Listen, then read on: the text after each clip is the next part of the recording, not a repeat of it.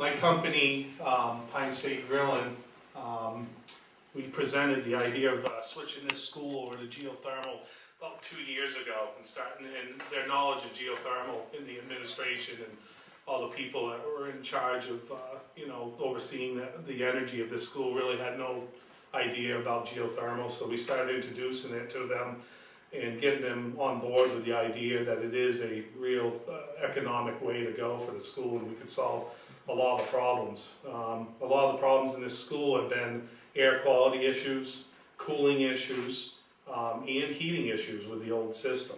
So we came up with a plan to offer them as a a competitive plan against wood pellets, a new oil system, or even gas. So they needed to see their cost, what this was going to be, to make the right decision to purchase a new energy system. So I work with Next Energy out of Canada. They specialize in engineering, design, and distributing equipment in Canada, and they've also been purchased by a company now here in the United States, and I started pushing them in Maine and New England.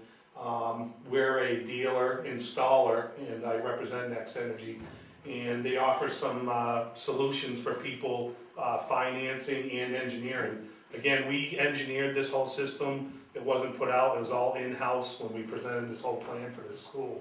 And they have about 250,000 installations in Canada that are highly successful. So we felt really comfortable going with them. They've seen it, done it, ran into the problems, and we can reduce a lot of costs by not oversizing the system and keeping it down on the cost by not drilling too much borehole. So, repair existing system, new boilers, new controls, upgraded unit, ventilators, and circulating pumps. This is for the existing system. It would cost $800,000 to $1 million. They might have saved $8,000 to $10,000 doing this.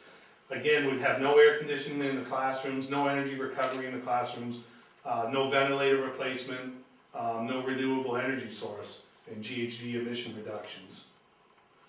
The other option was a wood chip system, a new biomass boiler, new controls, storage and feeding system. The cost would have been $1.2 million. The annual energy savings was looking about $25,000 to $30,000. Again, we had a lot of problems we're not addressing in these schools. We had no air conditioning. You get a lot of kids in these classrooms, even in November, you need cooling. No energy recovery in the classroom, no ventilator again, no renewable energy source. Yes, the wood pellets are renewable, but it does take a lot of fuel and production equipment to produce them. Next Energy is what we offered, geothermal system. New classroom packaged heat pumps, as you see in the back here, with heat recovery ventilation, water-to-water heat pumps for gymnasium and cafeteria. Our cost was $1.3 million. Yes, it was higher than the other options, but if you look at our annual energy savings, you're looking at $50,000 to $55,000. It's actually more than that. So now we have air conditioning in the classrooms, we have energy recovery, we have ventilation, and we have a complete renewable energy source. That's our battery that's stored in the ground that is forever. So you can forget about oil. The building is off oil. We are using gas in here, and the reason we're using propane backup is because we looked at the cost effectiveness of just going 100% geo. And if we put in a minimal system of like a $15,000 gas system as backup just for the gymnasium and the cafeteria, we didn't have to upsize coils and all that. And you're talking another $50,000. We're like, why don't we just put this in? You're only talking 30 to 40 hours a year that we need this little part of energy. So we're like, let's just put in this gas, and it made a lot of sense. And it hardly runs. We didn't even put 20 hours on it last year. The Geo did 99% of it. So wood, again, the problems with biomass and wood, the people aren't looking at their savings. A lot of times their savings is taken from the person you have to take and put in there to operate that system and maintain it. So all your savings that you just did when you put that wood system into a school, you're losing it. And they don't calculate that in. So our answer is right under the feet. Geothermal energy, where does it come from? It comes from the sun. Not 100% pretty much that we use, because we don't tap into that really deep earth energy that's coming from volcanic material and uranium depleting and all that. So if you look, 47% of the energy is absorbed by the ground, So the Earth is like a solar battery, absorbing nearly half the sun's energy. The ground stays a relatively constant temperature through the seasons, providing a warm source in the winter and a cool sink in the summer. So we can take the heat out of the ground and we're cooling the ground off, but when we go into air conditioning mode, we're putting all that heat back that's coming out of the building, and it's a storage, it's like a battery. So it's a really, and it actually improves our efficiency on our equipment with a higher interim water temperature come around November. So here we got leadership through example, keeping energy local. Here's our field, where our field is out here. We have 30 boreholes, all buried. It's a green area now. They mow it, you don't even know it's there. We have local electricity being produced by Madison Electric. Everything's right here. The complete system was put in by Pine State Drill and ABM Mechanical. It kept everybody local working. We're not importing anything. It's all local energy. So it's a win-win.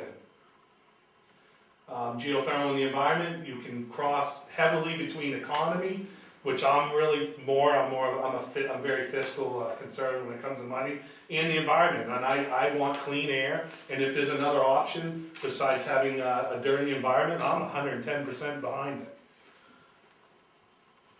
So this closed loop system, how this works, it's the lowest maintenance geothermal system that you can install, typically 200 to 600 feet deep. This system has 30 holes that are 500 foot deep. We have dense rock that we encountered down there, provides an excellent heat transfer, and then the closed systems last longer, are more reliable, requires less maintenance than a well water system. I am a highly advocate for closed loop. I do not like open loop systems because I don't find they to be environmentally safe. So we promote closed loop systems, and they have almost zero maintenance. This is one of our rigs we brought in from Canada. It's a dual rotary machine. Back here in the background is the loop installing machine that's putting the loop in. It's got 2 tires that spins the loop into the ground. And this machine's really unique, and it helped keep the cost down. I brought it in from Canada. It's built in Italy. That's a brand new machine there. You're looking at a $1.1 million investment. That machine actually spun the casing down in the ground and drilled at the same time, so we're able to do 2 holes a day versus a rig like ours. We'd be lucky if we get 1 done a day on a job like this because of the distance of the overburden here. We have glacial overburden, about 180 feet of it sitting over the bedrock. So that was one of the solutions we came up with. We brought this machine in, and we're able to get the job done, have the system ready to go by the time the kids came in here and ready to roll. So classrooms have these hot water unit ventilators in each classroom fed by a central oil-fired boiler. That's what they had before. No AC, little or no ventilation. The gymnasium, cafeteria, forced air heating system fed by the oil-fired boiler. That's the old girl right there. You can see all the carbon built up in it. You can imagine where the efficiency was going. Most of it's going right up the chimney. It's a real dirty, nasty mess. You had guys working on it 2-3 times a month. That thing was firing all through the summer. There was no controls to, you're talking, when they installed that they were buying oil for 40 cents a gallon. 25, I went, my freshman year was the first year of this school, 26 years ago. Look at this. This is our boiler room now. Very clean, very nice. The chimney's plugged off. You can go in there with a rag and just wipe it off. That's the maintenance. I mean, these things will last 30, 40 years without having to be touched. You could run into a lot. The only problem it would cause is if you have I talked the school into putting in a protection system. If they had an overload, they dropped a line across 3-phase and they popped a bunch of breakers in all these units, so we got that problem solved. The old unit that used to be there, you can see the dirty, nasty ventilation there that pulled the fresh air in. Those units would only blow warm air from the window, so you'd be teaching over here and you're cold and uncomfortable. Kids are sweating over there, that thing's not bringing fresh air in. So now we have distribution in 2 points and it spreads out, so the whole room's going to feel a lot more comfortable. But 99% of our schools are designed this way. It's why we have a lot of problems with heating them.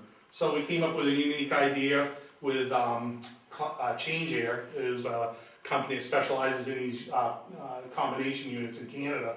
And they built some shelving material and stuff, and they enclosed that and customized some work there to close up the old system. So students with a better IAQ scored 14 to 15% higher on exams and students with poor IAQ, that's indoor air quality. That's according to EPA studies. Each classroom has its own thermostat for heating, cooling, and dehumidification. Fresh air heat recovery system integrates into each unit controlled by a CO2 sensor, so for optimum indoor air quality. Provided in an ideal learning environment, fresh air is introduced only as needed, thereby not compromising air quality for efficiency. So what that means is we're not just, willy-nilly turning that thing on every so often. It's controlled by how much kids are in here, the CO2 that's generated in here. So we got a huge savings over a conventional HRV system that was installed in the 1980s. So that kind of explains how the wheel works, how it brings in the outdoor air and the supply air comes in and it warms it up, the wheel turns and then releases the air back in, and we're losing about, we can actually gain, we're probably losing maybe 20% instead of 100% of our heat that we used to dump out there. So we're recapturing that energy before we lose it, just dumping it out. So the company that we represent, Next Energy, what do they provide? We can provide a turnkey geothermal commercial package, providing peace of mind design, building modeling, and load calculations. We do all the drilling, the mechanical room solution, ground loop utility, geothermal heat pump. So we're one-stop shop, and you're not sitting there, okay, this guy does this guy does that. We are responsible for the whole project. So Next Energy's head office in geothermal, here's an example. This is a 25,000 square foot distribution center up in Canada. Forced air, in-floor heating, cooling, dehumidification. They have an off-peak energy storage using radiant in-floor, passive cooling coupled with built-in dehumidification. They run that 25,000 square foot building up in Canada for $6,200 a year. 75% savings on energy. This is just a little bit of stuff about turnkey solution. Step one, we analyze the building objectives, look at the objectives, comparisons, do a building audit, and then we do a feasibility study. Step two is the engineering, design, project management, and the quality control package. Step three is a system. We commission it, we check the efficiency and the performance, we verify everything we said, and then EarthPoint comes in with a performance guarantee and maintenance management support as long as the system's there. So, we have EarthPoint. Why choose EarthPoint? EarthPoint provides a full turnkey solution from start to finish, giving our clients unparalleled peace of mind. EarthPoint is a single point of contact through the geothermal project, so we can help out with reduced capital expenditure, lower operating costs, indoor air quality and comfort, cost stability, one responsible provider, unparalleled experience, efficiency monitoring, and higher quality system and controls. And here's Madison High School, 2009 numbers, 2010, you're looking at the last year before when they got off oil was 011, 012. You're looking at anywhere between $60,000 and $80,000 was the cost, and this is with geothermal. We're down under 20,000. Projected, we're going to be about 15,000 this year to operate this school. So you can see the numbers don't lie about geothermal. The savings is paying for this new system very, very well. And energy cost breakdown. You can see in this chart, you have your cooling is about 14% of the system. Your heating is about 47%. And then we're actually showing the computers, office cooking, water heating is all in this graph to show the actual energy usage in this building. And then again, another energy cost breakdown for the cooling side. So basically, Madison Area Memorial High School, total electric cost for this whole building is $38,000. Total propane cost was $12,000 total, and that's their cooking in their kitchen is included in that, and their domestic hot water. Total energy cost savings is $50,000. Size of school was 55,000 square feet. We're actually doing our energy cost per square foot for 90 cents. We do believe this is the most cost-effective school in the Northeast right now, and it's a retrofit. 90 cents is really good. I mean, most houses are running $2 in buildings. So by switching to Next Energy geothermal installation, Madison High School has reduced their carbon footprint by 164 tons of CO2 each year, has removed the equivalent of 33 vehicles from the road. So we have independence now. We've gone with a responsible system and a very affordable system. And this is the reality. Oil, propane, wood is going to continue to rise. anything that is a commodity is traded, it's, you know, it's about money. So the fact is, yes, the cheap stuff is going. 2012, we were looking at $108 a barrel. Today, we're still looking at $105, $106 a barrel. It's just not gonna, it's never gonna be down to where it used to be.